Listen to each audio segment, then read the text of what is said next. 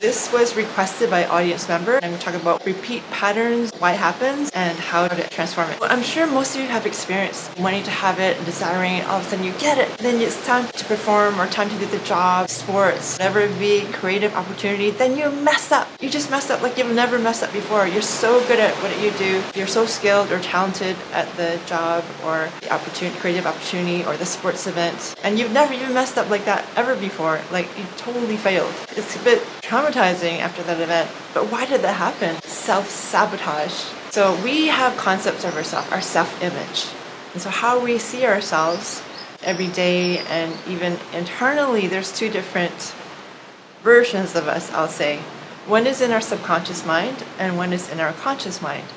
So the subconscious mind is much more powerful. It is like the size of a football field, and the conscious mind is like that of a football. So the subconscious mind always wins. It's the king. It's the boss. And the earlier illusions we have formed, like belief patterns about who we are, the more it impacts us. Now, why is that? Okay, so up until the age of 6 to 7, we haven't developed our logic yet. And so our brainwave at that time is theta brainwave. So kids are at a very hypnotic stage at that time, and they ingrain things that much more at that time, absorb and ingrain things that much more, because their world is very internalized at that time. Plus, when there's stressful things that happen in the environment, like the home life, then they will internalize it and blame themselves because it's too threatening to believe that, oh my gosh, mother and father, or whatever the family system is, are not perfect. And it's too threatening to even think that because your parents are your survival system. And there's no way that your parents cannot be perfect, otherwise I can't survive. And so you end up blaming yourself as a child because you don't have logic yet until 6 or 7. And so you have all these beliefs like, I'm not worthy. It must have been my fault. I must be so bad that this happened. Like, for example, some people who've gone through abuse, they will think, well, these people are supposed to love me, and if that happened to me, I must be a really, really bad person, a bad girl, a bad boy. And they grow up believing these things, not realizing those thoughts are still with them, like wired. So how our subconscious is affected when we are exposed to an idea 50 times or more, the idea is literally wired in our brain.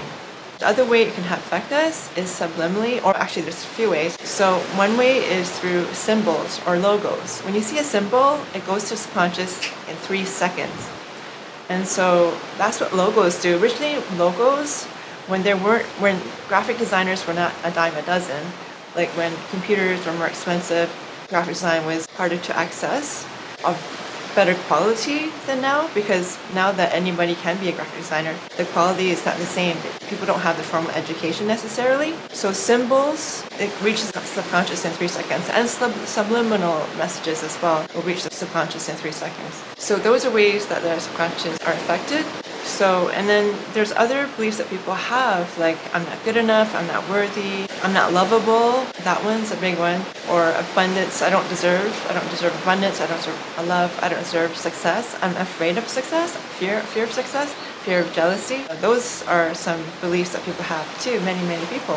Whether it means they lose love from the family or lose friends because they feel intimidated or they're jealous or both. So we have all these fears that we don't even realize that we're harboring in our subconscious that is conflicting with our conscious mind. So it affects our actions. So that's what happens.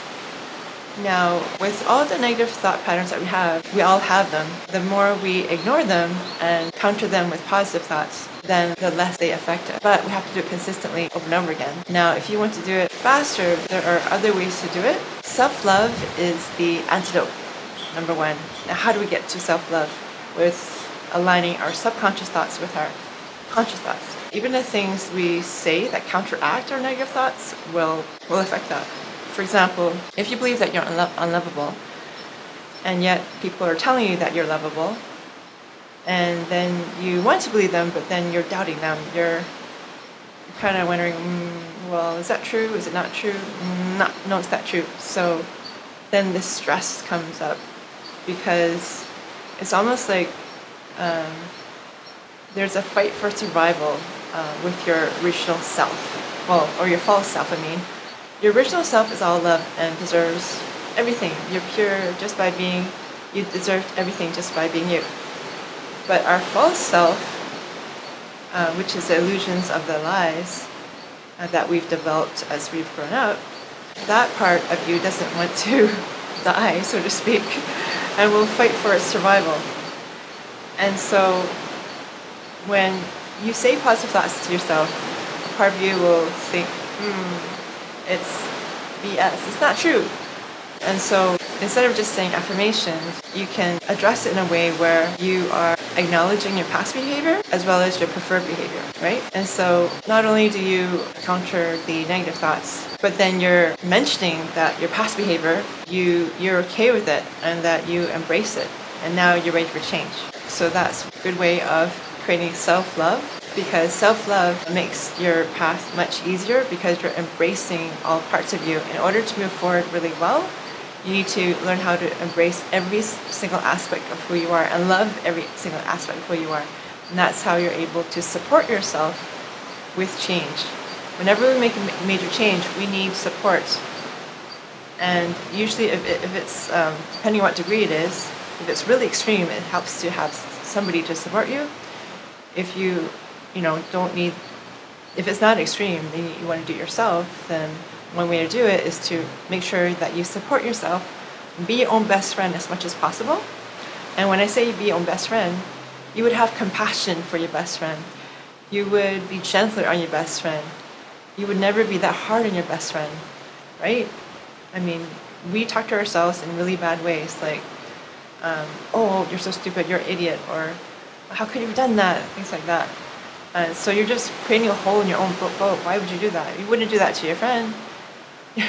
So you wouldn't say to your friend, you're such an idiot, like, you're so stupid, or like, we say really, really mean things to ourselves. So one good thing, one way is to learn to treat yourself like your own best friend. Self-love, self-compassion, self-care. Even like, with what Louise Hay encourages, look yourself in the mirror and then say, I love you sincerely. You say, I love self-care. I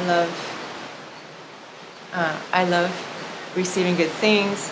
I love being complimented. I love when people receive me with love. Like things like that you wouldn't normally say, because most people know to say, to say to yourself, I love you, to look into your eyes, say, I love you. Of course, that helps. But to say specific things that you're having trouble with, like, I'm worthy of love. I'm worthy of receiving money, lots of it. I deserve it. Like specific things that you're having trouble with, so that it addresses that. Because anything that we aren't addressing, it's almost like we're brushing under the rug, we're hiding it. And so when we talk about things that we're having trouble with, that we're scared of, and we're putting a light to the shadow, and investigating, what's there, and then so when we bring light to something, then that's when it's not as dark, it lightens literally, and we can learn to let it go. Because if you don't put a light in the dark area, then whatever's there, it can't leave, because you don't see what's there. So once you're aware of it, then you can let it go, even though this doesn't feel so good, whether it's the emotions or fear, or shame of being found out that you had those feelings, or whatever thoughts you had, or trouble or habit. And so whenever we have shame about something, our behavior, then it's like, and we don't talk about it, and we don't haven't heard anybody else talk about it, then we're hiding our shame, the lowest vibration possible, and then so we're holding ourselves back, and we just keep creating that cycle of self-destruction and self-sabotage. One thing I'd like to add is that it's possible that when a fetus is in the womb during gestation, it can pick up energies from the mother, emotions from her, as well as her environment, and anything that's happened to her body. So some people have subconscious blocks during that time, during gestation and when they were born. Now, I I haven't read this in books. I didn't learn this in my formal training. I learned this from my clients, working with real people. So one client I'll share is that at one point we were working on financial flow. She wanted to, increase her business, her opportunities, her financial income, and client base. And so one of the blocks I picked up intuitively that she had was that during when she was in her mother's womb, when her mother was pregnant, her mother had experienced violence. Now, my client was curious about that. She didn't have any knowledge of that. So she told me later that she did ask her mother if anything happened while she was pregnant with her, and her mother confirmed that yes, she had been kicked in the stomach while my client was a fetus in her womb. And so this helped her have a full healing, because my job is to help guide a client towards awareness of why they have a block, what's holding them back. And I didn't have those details. I just knew that there was violence that occurred to her mom while she was pregnant with her. I was able to increase her awareness, her consciousness, and her vibration because of the information I gave her, and she was open to it, as well as clean the energy imprints, that stress from her body, because what her mom received while she was pregnant with her, she received as well. And so by doing that, it helped her. By hearing the extra details of what her mom shared with her, that she was kicked in the stomach, it helped her have a full healing of that subconscious block, that it wasn't safe to be successful, and it wasn't, she wasn't worthy. And that was really interesting. And so, yeah, so just know that not only be curious about what could have happened when you're really young, but even consider your mom's health if you haven't been able to find out the puzzle piece, so to speak. It could be a past life incident. It could be a hereditary pattern. It could be the time during pregnancy of your mom. It could be different things, but there's a lot of different factors. So I wanted to add that though, because many people do not think about that, about gestation period. Alrighty. So people who have gone through like really traumatic experiences in their childhood, for example, sexual abuse, neglect, abandonment, and not being able to be themselves, we're in an environment where everything has to be, okay, pretend everything's fine, there's no issues here, life is okay, it's good, no problem, let's move on, right?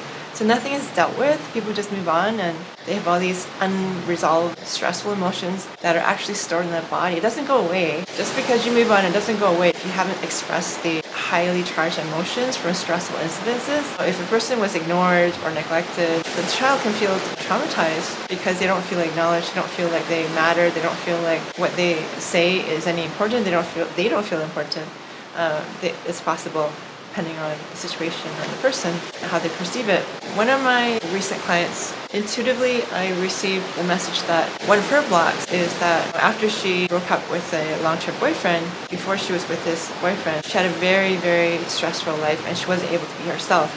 She went through sexual abuse and had to nurse one of the parents shortly after these incidents.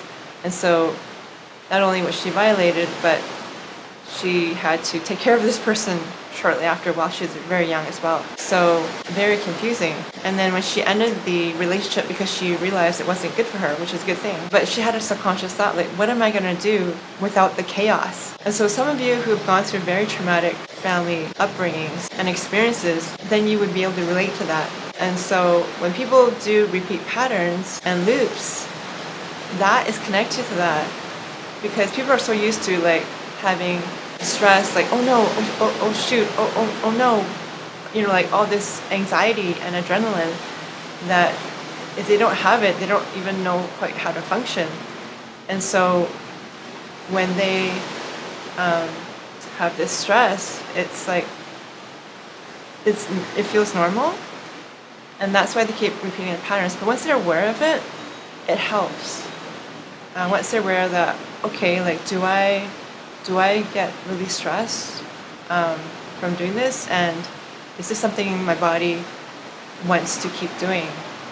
And so when you try to remember the earliest time that you had a stressful experience where you're really, really stressed, and then be curious about the beliefs you have about that, and then counter it.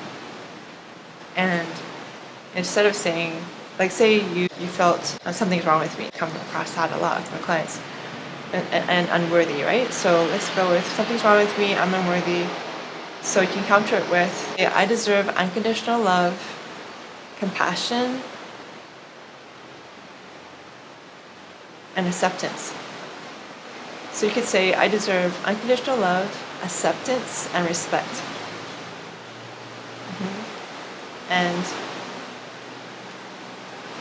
And you could start saying that I prefer to have peace and certainty than chaos. And that one will hit a nerve. And that one you'll have to say probably many, many times. But if you say that, I prefer calmness and certainty instead of chaos. And you can embrace the chaos as well. You can say something like, up until now, I embraced chaos, but now I'm ready to embrace peace and certainty. Something to that effect. Use the words that resonate with you, but embrace all your behavior up until now, and then state your preferred behavior as well, because it's more effective and it'll help you to move forward faster. Alrighty, so hope that helps, and I'll talk to you in another video. Thanks so much for watching. Bye for now.